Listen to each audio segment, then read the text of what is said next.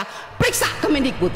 Biar kita lihat siapa yang bobrok, siapa yang mencintai negeri ini sebetulnya. Wakil rakyat kah? Atau mereka? Jadi yang saya curiga, ini masih curiga ya Pak ya, apakah ada kerjasama antara kepala sekolah dengan pihak Bank BRI secara diam-diam atau bagaimana? Karena setahunya saya melakukan aktivasi itu adalah siswa dan orang tua. Tapi kenyataan di lapangan di daerah saya, orang tua tidak tahu, siswa tidak tahu, tapi sudah melakukan aktivasi, bahkan uang yang sudah ditarik tanpa pengetahuan orang tua. Dan ini banyak. Saya ada banyak Pak, buku rekeningnya saya sudah simpan semua. Dan saya rencana nih, kalau sampai tidak diberes-bereskan ini, saya mau minta KPK periksa untuk dana-dana PIP reguler. Karena memang banyak sekali orang tua tidak merasa terima uang, tetapi tercetak uangnya ditarik. Ketika ditanya pihak bank dengan seenaknya, silakan tanya ke kepala sekolah. Nah, orang tua pergi ke kepala sekolah bilang silakan tanya di bank. Ya, akhirnya orang tua larinya kepada kami Pak sebagai anggota dewan. Ibu, Anda sebagai wakil rakyat, tolong kami. Nah, saya marah Pak Menteri untuk kesekian kalinya.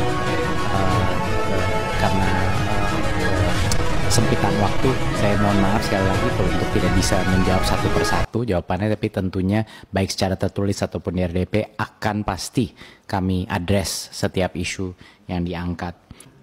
Kita ambilkan rekomendasi kepada KPK, periksa APBN yang ada di Kemendikbud. Karena ini banyak persoalan, PIP, KIP, dana BOS, banyak hancur ini. Nggak usah tambah anggaran kalau memang banyak korupsi uang negara habis, bukan untuk rakyat. Saya marah Pak Menteri untuk kesekian kalinya.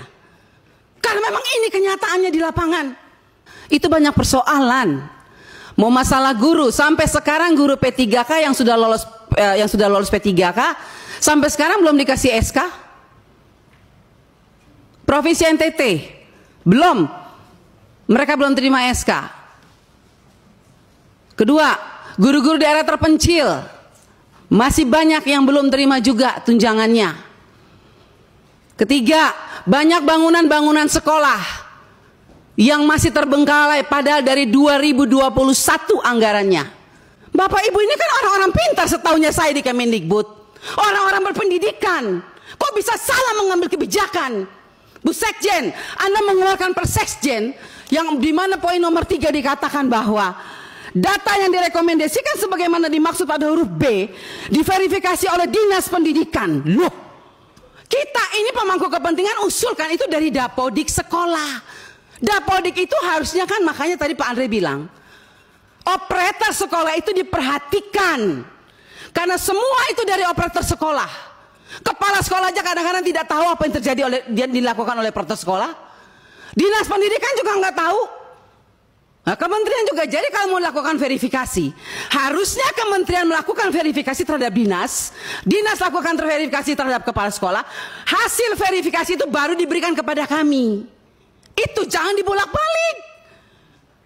Bahkan saya minta Pak Ibu pimpinan, Bapak Ibu pimpinan, kita ambilkan rekomendasi kepada KPK, periksa APBN yang ada di Kemendikbud. Karena ini banyak persoalan, PIP, KIP, dana BOS, banyak hancur ini. Tolong Ibu, saya minta Pak pimpinan, kita berikan rekomendasi kepada KPK, periksa dari 2021, 2022, 2023. Nggak usah tambah anggaran kalau memang banyak korupsi uang negara habis, bukan untuk rakyat. Saya marah Pak Menteri untuk kesekian kalinya. Karena memang ini kenyataannya di lapangan.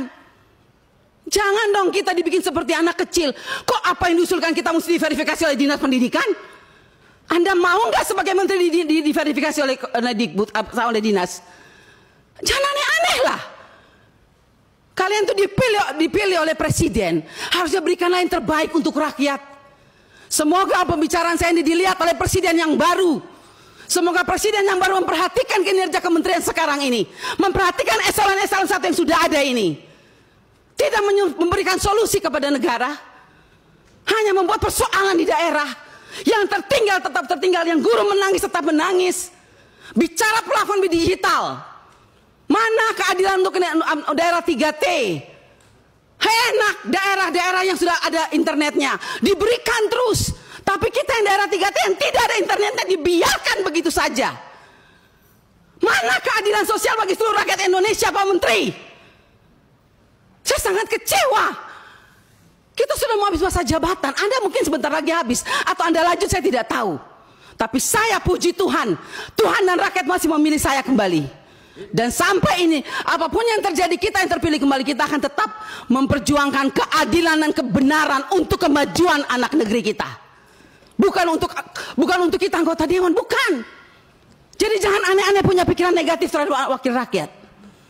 Semua data-data yang kita pilih itu adanya di Dapodik sekolah. Perhatikan dong operator sekolah, perhatikan kepala sekolah, perhatikan dinas.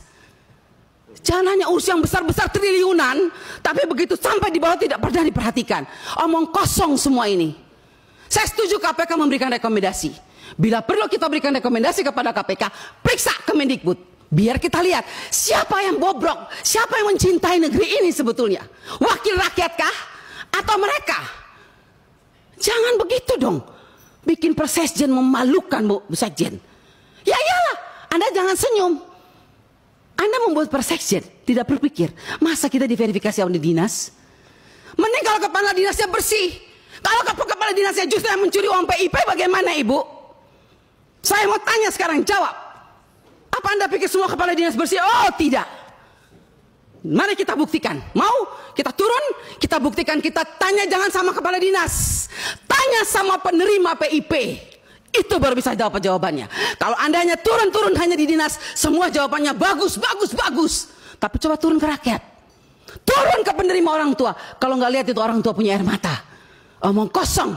Nama ada, SK ada, uang nol. Sampai hari ini. Baik, saya persilakan Mas Menteri.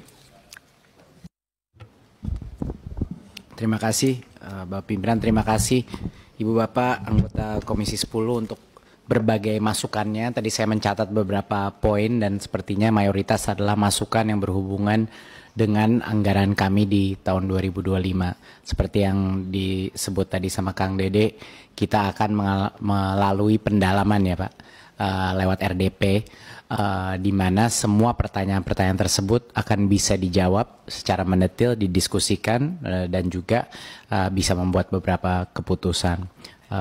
Karena kesempitan waktu, saya mohon maaf sekali lagi kalau untuk tidak bisa menjawab satu persatu jawabannya, tapi tentunya baik secara tertulis ataupun di RDP akan pasti kami address setiap isu yang diangkat. Sekali lagi mungkin demikian dari kami.